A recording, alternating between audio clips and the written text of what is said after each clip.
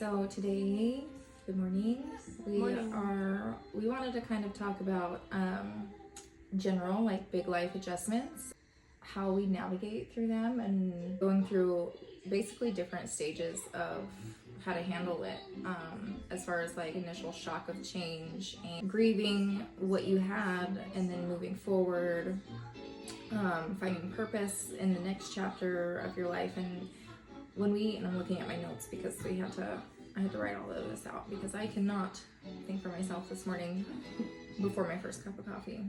So today is more of like big life adjustments, and when everything changes overnight, what do you do and what have we done or what we're currently doing? Who we are after the uniform. Or for me, we've actually talked about this a lot because I'm like, when I got out of the military, I went to paramedic school, and then I was a paramedic for 8 years. And then I was a 911 dispatcher. And when she said she was in the military too, when she was in the Navy, she was also a firefighter. So she's just all around like first responder over here. Listen, I owned my own hair salon when I was 23. And then firefighter in the military. And then I was a paramedic and a 911 dispatcher.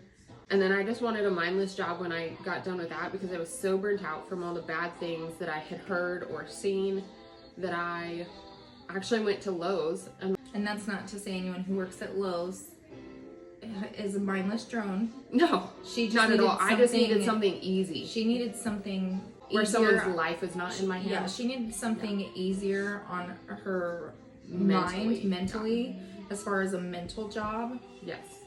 That would take away and kind of quiet all the noise from all of the crazy shit that she's seen and had to help people through. So. 100%. There was no one's life like in my hands when I was at Lowe's. It was easy. When I say it was mindless, it's just because it was easy and I wasn't I didn't have to. You didn't really have to think. I didn't have to think so much, and I'm like, you show up. You manage some customer service. It was an easier structure, and you have, you're just operating in the store. Yeah. On top of all that, I'm a mom, and you're doing the everyday schedule. And then she moved to Japan, and now I'm like, she's floating. Who am I? Who am I now? Because I'm like, I'm not a mom anymore. I'm not doing the mom thing. I'm not working. You're always gonna be a mom. You're just not. I know, but you know what I mean. Like, I'm not doing routine of a mom. Going from single mom to no kid to raise overnight is definitely it's a lot. Yeah, it's a lot, and it wasn't. I was fine because she's normally gone during the summer anyways. It was the period when school started again, and I'm not doing pickup and drop off. I'm not doing sports. I'm not doing this. I'm like, not doing holidays. What do I do? Yeah. So. Which again is now kind of where I'm at. Like, what am I doing? I'm writing my books, of course, but it's like Logan's dancing day. He's taking bubblegum. Also, this bipolar weather is making me also feel bipolar. Yeah. Like, my life adjustment has been more kind of like definitely opposite because I still have my kids, even though we share 50-50. Don't get me wrong, that was an adjustment period from having them full time every single day to sharing custody. That was the thing, but we've been doing that for almost 4 years now. So where is it? Used to that, and they're still very much here and involved, and I see them even on my off weeks. I still see them almost every day. So mine is definitely more military related because it's right there. You go through. So for me, with my military experience, I've kind of gone back and forth between active duty and reserve duty. So when I was active duty, I went special duty for 2 years, and then I went shore duty for 2 years, and then I transferred right into the selective reserve. From there, I served in like an intel unit, and then I served in security forces unit with Mesron. And then from there, I went back active duty. And then I did 5 years as a recruiter for the reserve mission. And that was great for what it was. But I went from, and then because recruiting in itself was also very, very taxing, mentally draining, emotionally draining, the politics in and out of the uniform when it came to the offices and how things are run and the structure. And every command is set up different, and every unit, every job title that we experience, you know, they're all ran differently. But there was something about this specific duty station that I was just like, that I was just absolutely exhausted for. So kind of like Kaylee, when I decided to transfer back into the selected reserve after my recruiting duty was done, I went straight back to security forces. And served in the Mesron unit that I came from before.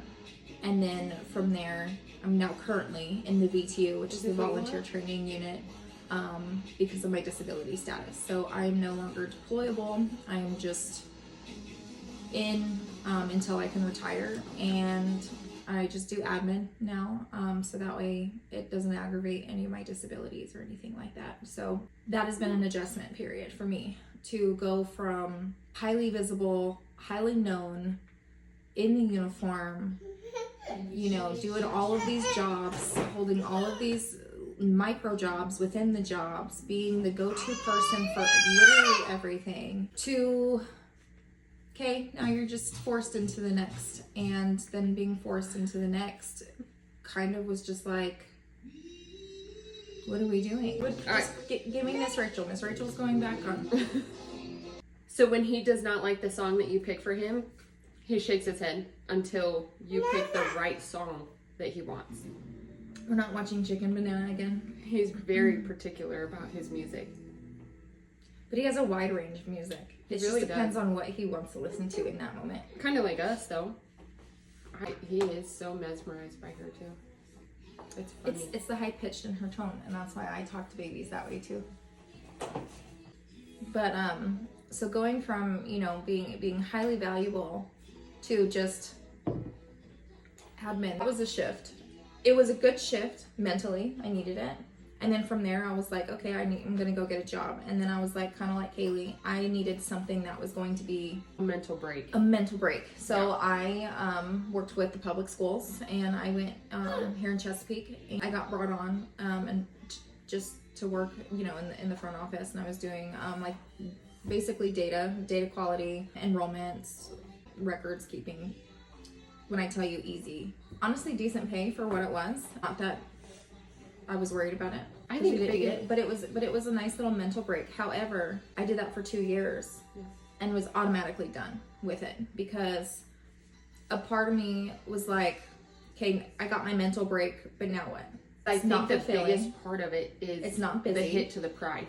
It is a pride factor when you come from the military, and then for me going into EMS, something that is so, like, to me, fulfilling, where it's like you were out here helping people, you're saving people's lives, you're doing these things, and now you're doing nothing. I'm like, it was a huge hit to my pride. And even now when I'm like looking for jobs, I'm like, but where's the pride factor in it? Like, am I going to be proud about this job, or is this going to be another mental break job for me? And I'm like, we don't know which one we want, because if you have that fulfilling job, you risk your mental health again, because you know it's going to be mentally taxing, emotionally taxing. You would play it safe and just be like, yeah, this is boring. Yeah, this pays the bills. Yeah, this is not exciting, and then lose yourself in it. And the politics at the school too was honestly like different set of politics. You know, I don't feel like I fit in either. There was like 2 other veterans. One was a teacher, one was a counselor that were there at the school, but like a ton of military families, but there's no veterans to work with. And so when I quit that job, it was like, thanks for the mental break. It was easy, but I needed something more. But I also needed to be around people who really kind of understood, I guess, where I was coming from, because I didn't fit in. I talked to nobody when I went to that job, and not being able to, also for women, I feel like we need that social interaction as well. Maybe not all the time, but like to be able to go to work and be able to have somebody that you can go and like bullshit with, and then go get your work done, and then come back and be like, okay, let's have lunch together. Like, when I tell you I was alone for 2 years, like in my office, like couldn't relate to anybody, didn't really talk to anybody. If I was invited to conversations, the conversations that people were having, I'm like, first world fucking problems, dude. If you don't love your job, move along, kind of like us. See, like, oh, we're ready to move on. We're ready to move on. But I also Yeah. understand that not everybody can do that. Not everybody is in a to like what I'm situation doing.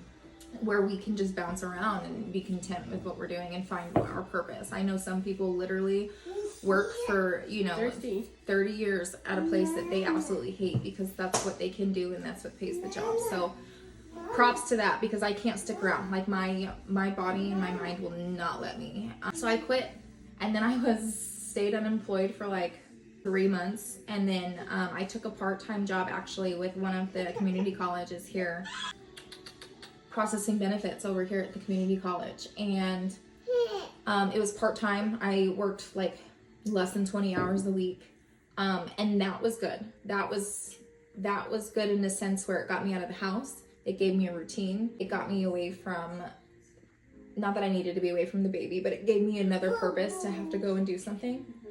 And I was working in an office with only veterans, which was great. Like I worked in the military office that processed the school benefits for people. So I didn't really have to talk to students or their families or anybody utilizing the benefits. I just have to go in our little system and we process applications and make sure, you know, it's basically academic advising, financials, and GI Bill or any other of the chapter benefits when it came to utilizing school benefits. And we would just kind of go through and navigate each individual case. And I honestly really had to quit that when we bought our new house, so that way my husband could go back to work full time. So my husband, when he got off of active duty, he went back and forth for active and reserve as well. And his last deployment, he was like, I need a break. So he stayed home for like 3 years while I was finishing up active duty and working at the school, and then again at the college. He stayed home. But then when we were going through IVF with him and having him, like, he was a stay-at-home dad for a little over a year before we moved here. When he decided to go back to work, when we moved into this house, I had to quit that job, and I agreed to just do like the stay-at-home mom thing because daycare, ew. Now it's like I've done all of these other extra things, kind of like Kaylee. Still don't really know where I belong. Still don't really know where I fit in. Know that I would like to go back to work, but at the same time, I am enjoying being the stay-at-home mom. I like running the household. I like being here for all the kids. I like doing pick up and drop off. I love doing all the sports. We have 4 sports between 3 kids coming up next week. Real excited for that.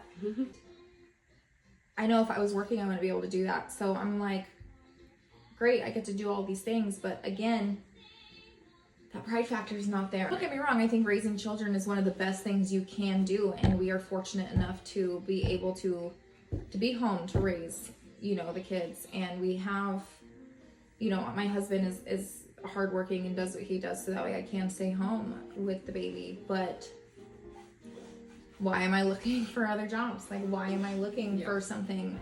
Like, ideally, I'd still like to do something. Because it's same as we were talking in our midlife crisis video. If we're not completely overflowing our plate, we're not doing enough. Then we're failing. Yeah. I feel like that all the time. And I think that's the military in us, because like you have so many jobs in the military on top of your main job. For sure. And then you finally, you're tired and you're burnt out and you're like, oh, I can't wait for this to be over. And then it's over. But then it's over right then and there. And you're like, what the fuck am I supposed to do? Yeah.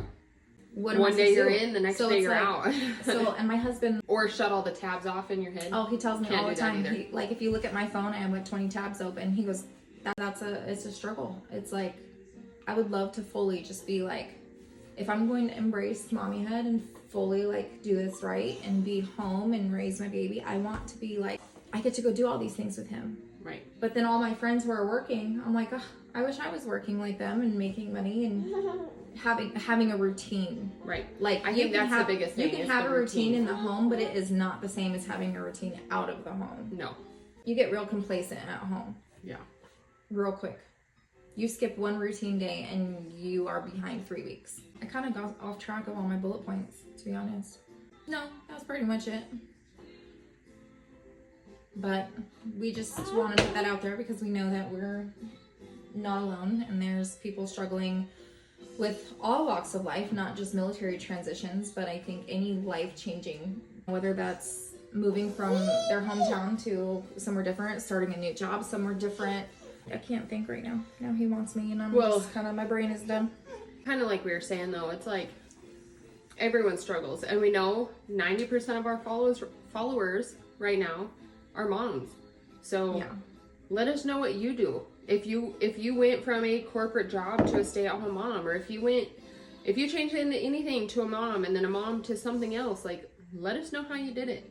Just get it out there, you know, to make it easier for everyone. If you don't have a village in your like physical area, have a village on here. Like, that's what we want to do. We want to help. Let us know what you do. Have a great day.